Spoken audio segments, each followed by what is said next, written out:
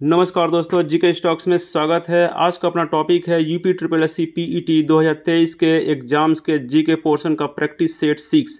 यह practice set बहुत ही important है आपके आगामी UP triple S C PET exams के लिए। तो दोस्तों आप पूरे वीडियो में बने रहिएगा, वीडियो बिना स्किप किए पूरा वीडियो देखिएगा, क्योंकि इसमें जो भी क्वेश्चन कराए जा रहे हैं ये सारे प्रीवियस ईयर एग्जाम्स में आ चुके हैं। इसलिए दोस्तों यह जो बताया गया है पेपर वाला प्रश्न, तो यह बिल्कुल पेपर वाला ही प्रश्न है। इसको आप सोल्व करिएगा। इसको सोल्व करना आपका जो भी स्कोर होगा कृपया कर कमेंट बॉक्स में जरूर बताइएगा, और प्रत्येक क्वेश्चन को सोल्व करने के लिए 5 सेकंड का समय दिया जाएगा। प्रैक्टिस सेट 1 से लेकर 5 का लिंक इस वीडियो के डिस्क्रिप्शन में दिया गया है, जहां जाकर आप उन्हें भी देख सकते हैं। और साथ एक रिक्वेस्ट दोस्तों, यदि आप इस चैनल पर नए हैं या पहली बार आए हैं तो कृपया कर इस चैनल को सब्सक्राइब करिएगा तथा बेल आइकन को दबा दीजिएगा, ताकि जो भी वीडियो इस टाइप के अपलोड हो वो सबसे पहले आपको मिले। तो स्टार्ट करते हैं दोस्तों आज का अपना पहला प्रश्न UP triple S C PET GK practice set का। आज का अपना पहला प्रश्न है, अबुल हसन नामक चित्रकार किस शासक का दरबारी था? इसका आंसर है ऑप्शन सी जहांगीर। अबुल हसन नामक चित्रकार जहांगीर का दरबारी था। अगला प्रश्न है, निम्नलिखित में से किन राज्यों की सीमा बांग्लादेश से मिलती है? इसका आंसर है ऑप्शन डी 1, 2, 3, 4। मतलब कि आपका मेघालय, त्रिपुरा, असम, मिजोरम, इन सभी की सीमाएं बांग्लादेश से मिलती हैं। चलते हैं अगले प्रश्न पर। अगला प्रश्न है, पश्चिम घाट की निम्नांकित पहाड़ियों का उत्तर से दक्षिण सही क्रम है? इसका आंसर है ऑप्शन ए नीलगिरी पहाड़ी, अन्नामलाई पहाड़ी, इलायची की पहाड़ी, उत्तर से दक्षिण यह सही क्रम है। अगला प्रश्न है, भगवान महावीर वन्य जीव अभयारण्य किस राज्य में है? इसका आंसर है ऑप्शन सी गोवा में है भगवान महावीर वन्य जीव अभयारण्य। अगला प्रश्न है, वर्षा का जल का पीएच मान कितना होने पर हम उन्हें अम्ल वर्षा की संज्ञा देते हैं? या वर्षा का जल का पीएच मान कितना रहता है तो इसे हम अम्ल वर्षा बोल सकते हैं? इसका आंसर है ऑप्शन बी 5.5 या उससे कम। वर्षा का जल का पीएच मान रहने पर हम उसे अम्ल वर्षा, एसिड रेन बोल सकते हैं। अगला प्रश्न है, संविधान सभा के लिए चुनाव कब हुआ था? इसका आंसर है ऑप्शन बी जुलाई अगस्त 1946 में संविधान सभा के लिए चुनाव हुआ था। अगला प्रश्न है, संविधान का वह कौन सा भाग है जिसे लागू करवाने के लिए व्यक्ति सीधे उच्चतम न्यायालय में जा सकता है? इसका आंसर है भाग 3, ऑप्शन ए भाग 3 वह भाग है जिसे लागू करवाने के लिए व्यक्ति सीधे उच्चतम न्यायालय में जा सकता है। अगला प्रश्न है, स्वदेशी आंदोलन की शुरुआत किस अधिवेशन के बाद हुई थी? इसका आंसर है ऑप्शन सी बनारस अधिवेशन के बाद स्वदेशी आंदोलन की शुरुआत हुई थी। अगला प्रश्न है, चंपारण सत्याग्रह के प्रमुख किसान नेता कौन थे? इसका आंसर है ऑप्शन ए राजकुमार शुक्ल चंपारण सत्याग्रह के प्रमुख किसान नेता थे। अगला प्रश्न है, निम्नलिखित में से कौन प्रत्यक्ष कर नहीं है? या इनमें से प्रत्यक्ष डायरेक्ट टैक्स कौन सा नहीं है? इसका आंसर है ऑप्शन सी सीमा शुल्क प्रत्यक्ष कर नहीं है। अगला प्रश्न है, कार्नेटाइट किस धातु का अयस्क या खनिज है? इसका आंसर है option C uranium. Carnotite uranium धातु का अयस्क या खनिज है। अगला प्रश्न है, द्विनाम पद्धति के प्रतिपादक कौन हैं? इसका आंसर है ऑप्शन बी लिनियस, जिनको कार्लस लिनियस बोलते हैं। द्विनाम पद्धति के प्रतिपादक हैं लिनियस। अगला प्रश्न है, किस संविधान संशोधन द्वारा एक ही व्यक्ति को 2 या 2 से अधिक राज्यों का राज्यपाल बनाने संबंधी प्रावधान किया गया है? इसका आंसर है ऑप्शन ए, 7वां संविधान संशोधन के द्वारा एक ही व्यक्ति को 2 या 2 से अधिक राज्यों का राज्यपाल बनाने संबंधी प्रस्ताव प्रदान किया गया है। अगला है, बिहार में पंचायतों की वित्तीय स्थिति का पुनर्विलोकन करने के लिए निम्न में से कौन सा राज्य वित्त आयोग का गठन करता है? इसका आंसर है ऑप्शन सी, राज्यपाल। राज्यपाल बिहार में पंचायतों की वित्तीय स्थिति का पुनर्विलोकन करने के लिए वित्त आयोग का गठन करता है। अगला प्रश्न है, गीत गोविंद के रचयिता जयदेव किस शासक के दरबारी कवि थे? यह बहुत ही इंपॉर्टेंट है और कई बार एग्जाम्स में आ चुका है। इसका आंसर है ऑप्शन डी, लक्ष्मण सेन। गीत गोविंद के रचयिता जयदेव लक्ष्मण सेन के दरबारी कवि थे। अगला प्रश्न है, हंटर कमीशन की रिपोर्ट में किसके विकास पर विशेष जोर दिया गया था? इसका आंसर है ऑप्शन सी, प्राथमिक शिक्षा को। हंटर कमीशन की रिपोर्ट में प्राथमिक शिक्षा के विकास पर विशेष जोर दिया गया था। अगला प्रश्न है, भारतीय संविधान के अनुच्छेद 244 किससे संबंधित है? इसका आंसर है ऑप्शन ए, अनुसूचित क्षेत्रों और जनजाति क्षेत्रों का प्रशासन। भारतीय अनुच्छेद 244 संबंधित है। अगला प्रश्न है, बिहार में पंचायत का मुखिया अपना त्याग पत्र किसको देता है? इसका आंसर है ऑप्शन डी, जिला पंचायत राज पदाधिकारी को बिहार में पंचायत का मुखिया अपना त्याग पत्र देता है। अगला प्रश्न है, निम्नलिखित में से कौन सा देश भू आवेष्टित नहीं है? इसका आंसर है रूस। रूस देश भू आवेष्टित नहीं है। अगला प्रश्न है, किस बौद्ध संगीतिक दौरान विनय पटक एवं सूत पटक की रचना की गई थी? यह बहुत ही इंपॉर्टेंट है, वेरी वेरी इंपॉर्टेंट क्वेश्चन है। इसका आंसर है ऑप्शन ए, प्रथम बौद्ध संगीतिक दौरान विनय पटक और सूत पिटक की रचना की गई थी। अगला प्रश्न है, 1937 के प्रांतीय चुनाव के बाद कांग्रेस ने कुल कितने प्रांतों में सरकारें बनाई थीं? इसका आंसर है ऑप्शन सी, 8। 1937 प्रांतीय चुनाव के बाद कांग्रेस ने कुल 8 प्रांतों में सरकारें बनाई थीं। अगला प्रश्न है, एक जीन एक एंजाइम सिद्धांत किसके द्वारा प्रतिपादित किया गया है? यह भी बहुत ही इंपॉर्टेंट है। इसका आंसर है option C, Beadle and Tatum.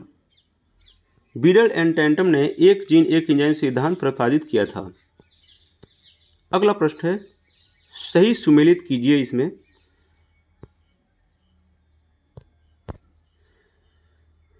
ए है इरेप्सिन, माल्टोज को ग्लूकोज में बदलता है। बी है माल्टेज, शेष वसाओं को वसी अम्ल तथा ग्लिसरॉल में बदलता है। सी है लाइपेज, पॉलीपेप्टाइड को एमिनो अम्ल में बदलता है। डी है सुक्रोज को फ्रुक्टोज में बदलता है। इसको सही सुमेलित करना है। इसका आंसर है ऑप्शन डी। ऑप्शन डी, इसमें हो जाएगा, ए का हो जाएगा 3, जो ए है इसका हो जाएगा 3 और बी का हो जाएगा 1, सी का हो जाएगा 2 और डी का हो जाएगा 4। ए सही सुमेलित है। चलते हैं अगले प्रश्न पर। पदार्थ का परमाणुिक सिद्धांत सर्वप्रथम किसने दिया था? इसका आंसर है ऑप्शन बी, जॉन डाल्टन ने पदार्थ का परमाणुिक सिद्धांत सर्वप्रथम दिया था। अगला प्रश्न है, धान से निकलने वाली गैस कौन सी है? यह भी बहुत ही इंपॉर्टेंट है। इसका आंसर है ऑप्शन बी, मीथेन। धान से निकलने वाली जो गैस है वह मीथेन है। अगला प्रश्न है, निम्नलिखित में से किस स्थान पर सबसे ज़्यादा होती है गुरुत्वाकर्षण बल निम्नलिखित में से किस स्थान पर सबसे ज्यादा होती है? इसका आंसर है ऑप्शन डी, ध्रुव पर। गुरुत्वाकर्षण बल ध्रुव पर सबसे ज्यादा होती है। अगला प्रश्न है, सूची 1 को सूची 2 से मिलान करना है या सुमेलित करना है। तो ए में है विटामिन B1 के सामने फाइलोक्विनोन है, विटामिन B3 के सामने निकोटीन अम्ल है, विटामिन ई के सामने थायमिन है, विटामिन के सामने टोकोफेरॉल है। इसको सही मिलान करना है, सही सुमेलित करना है।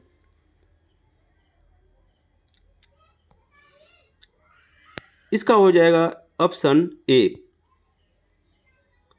ऑप्शन ए इसका सही आंसर है, जिसमें ए का हो जाएगा 3 और बी का हो जाएगा 2 और सी का हो जाएगा 4 और डी का हो जाएगा 1।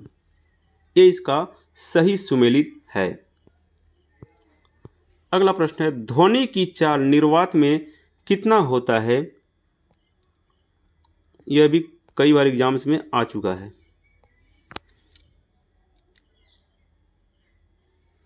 इसका आंसर है 0 होता है। ऑप्शन डी इसका सही आंसर होगा। ध्वनि की चाल निर्वात में 0 होता है। अगला प्रश्न है, एक वर्णांध पुरुष व सामान्य महिला की संतानों में पुत्रों के वर्णांध होने की संभावना कितना % है? इसका आंसर है ऑप्शन डी, 0%। एक वर्णांध पुरुष और सामान्य महिला की संतानों में वर्णांध होने की 0% संभावनाएं हैं। इसका मतलब कि एक वर्णांध पुरुष और एक सामान्य महिला का पुत्र भी वर्णांध होगा, ऐसा कोई माने नहीं है। 0% इसकी संभावना है। अगला प्रश्न है, एक भारत जे श्रेष्ठ भारत अभियान भारत के किस मंत्रालय संस्था द्वारा जारी किया गया है? इसका आंसर है ऑप्शन ए, सूचना एवं प्रसारण मंत्रालय द्वारा एक भारत श्रेष्ठ भारत अभियान जारी किया गया है। अगला प्रश्न है, सूची 1 को सूची 2 से सुमेलित कीजिए। इसमें है, ए के सामने है उष्णकटिबंधीय वन सुंदरवन, बी है शंकु वृक्ष वन के सामने हिमाचल प्रदेश है, कच्छ वनस्पति के सामने राजस्थान है, पतझड़ वन के सामने साइलेंट वैली है। इसको सही सुमेलित करना है। इसका है ऑप्शन डी। ऑप्शन डी इसका सही सुमेलित है, जिसमें हो जाएगा डी के जो ए के सामने है, ए का है उष्णकटिबंधीय वन, इसको बोलेंगे साइलेंट वैली में आएगा। और बी है शंकु वृक्ष वन, ये आएगा हिमाचल प्रदेश में। और जो कच्छ है वनस्पति है, कच्छ वनस्पति जो है ये सुंदरवन में आएगा। और पतझड़ के वन जो हैं ये राजस्थान में आएंगे। इसका सही सुमेलित है। अगला प्रश्न है, नेपाल की सीमा को स्पर्श करने वाले बिहार के जिलों का समूह है। क्या कौन कौन जिले टच करते हैं नेपाल की सीमा को? इसका आंसर है ऑप्शन ए, पश्चिम चंपारण, पूर्वी चंपारण, सीतामढ़ी, मधुबनी, सुपौल, अररिया और किशनगंज नेपाल की सीमा को स्पर्श करते हैं या टच करते हैं। अगला प्रश्न है, पखुई वन्य जीव अभयारण्य स्थित है। इसका आंसर है अरुणाचल प्रदेश। पखुई वन्य जीव अभयारण्य अरुणाचल प्रदेश में स्थित है। अगला प्रश्न है, केंद्रीय वनस्पति अनुसंधान संस्थान कहाँ स्थित है? इसका आंसर है ऑप्शन ए, लखनऊ। केंद्रीय वनस्पति अनुसंधान संस्थान लखनऊ में स्थित है। अगला प्रश्न है, अंग्रेजों द्वारा बनाई गई भू राजस्व व्यवस्था की निम्न प्रणालियों में से कौन कृषकों के लिए ज्यादा सुरक्षा प्रदान करती है? इसका आंसर है रैयतवाड़ी व्यवस्था। किसानों को ज्यादा सुरक्षा प्रदान करती है जो अंग्रेजों द्वारा बनाई गई भू राजस्व व्यवस्था है। अगला प्रश्न है, सहायक संधि वेलेजली द्वारा लाई गई निम्न में से किस राज्य के शासक इसमें शामिल नहीं हुए? इसका आंसर है होल्कर। Option D. सहायक संधि बेल्जियम जो लाई गई थी उसमें होल्कर शासक सम्मिलित नहीं थे। अगला प्रश्न है, निम्न में से कौन शासक बौद्ध धर्म से संबंधित नहीं रहे हैं? इसका आंसर है ऑप्शन डी, चंडप्रदोत। चंडप्रदोत बौद्ध धर्म से संबंधित नहीं है। अगला प्रश्न है, बुद्ध की खड़ी प्रतिमा निम्न में से किस काल में बनाई गई है? इसका आंसर है ऑप्शन सी, कुषाण काल। कुषाण काल में बुद्ध की खड़ी प्रतिमा बनाई गई है। अगला प्रश्न है, किस राजवंश ने सर्वाधिक सोने के सिक्के चलाए हैं? इसका आंसर है ऑप्शन डी, गुप्त वंश। गुप्त वंश ने सर्वाधिक सोने के सिक्के चलाए थे। अगला प्रश्न है, निम्नलिखित में से कौन सही सुमेलित नहीं है? हिंदुओं पर लगाया गया कर, जजिया कर, मुस्लिमों द्वारा लगाया जाने वाला कर, ज़कात, युद्ध में लूट का माल, खम्स, मुस्लिमों द्वारा लिया जाने वाला भूमि कर, खराज। इसमें से कौन सा सही सुमेलित नहीं है? इसका आंसर है ऑप्शन डी, मुस्लिमों द्वारा लिया जाने वाला भूमि कर सही सुमेलित नहीं है, जिसे खराज इसमें बोला गया है। ये सही सुमेलित नहीं है। अगला प्रश्न है, निकोलो कोंटी किस देश का यात्री था? इसका आंसर है ऑप्शन सी, इटली का था निवासी। निकोलो कोंटी इटली का निवासी था, यात्री था। अगला प्रश्न है, विजयनगर साम्राज्य पर सर्वाधिक काल तक किस वंश का शासन रहा है? इसका आंसर है ऑप्शन बी, संगम वंश का शासन विजयनगर पर सर्वाधिक काल तक रहा है। अगला प्रश्न है, निम्न में से कौन लोहा का अयस्क नहीं है? इसका आंसर है मैलेकाइट। ऑप्शन डी, मैलेकाइट लोहा का अयस्क नहीं है। अगला प्रश्न है, हीरे का क्रिस्टल किस आकार के होते हैं? इसका आंसर है हीरे का क्रिस्टल चतुष्फलीय, ऑप्शन बी, चतुष्फलीय आकार के होते हैं। अगला प्रश्न है, एशिया का सबसे पुराना शेयर बाजार कौन सा है? इसका answer option D, Bombay stock exchange Asia का सबसे पुराना शेयर बाजार है। अगला प्रश्न है, निम्न में से किस अर्थशास्त्री ने अवसर लागत का सिद्धांत दिया था? इसका आंसर है ऑप्शन डी, गॉटफ्रीड हैबरलर ने अवसर लागत का सिद्धांत दिया था। अगला प्रश्न है, निम्नलिखित को सुमेलित करिए।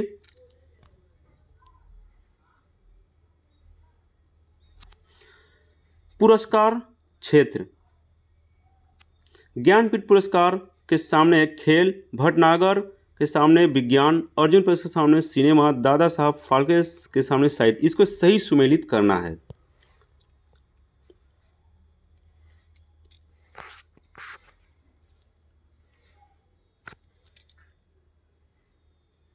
इसका आंसर है ऑप्शन बी।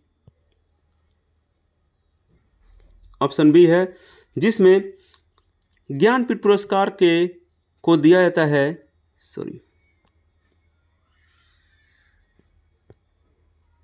इसका ऑप्शन बी सही आंसर है। इसमें है ज्ञानपीठ पुरस्कार जो दिया जाता है ये साहित्य के क्षेत्र में दिया जाता है।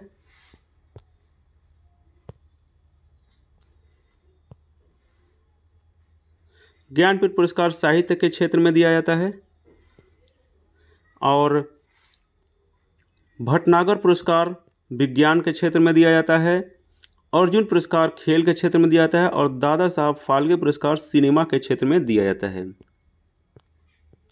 अगला प्रश्न, निम्न में से कौन सी नदी जम्मू कश्मीर से प्रवाहित नहीं होती है?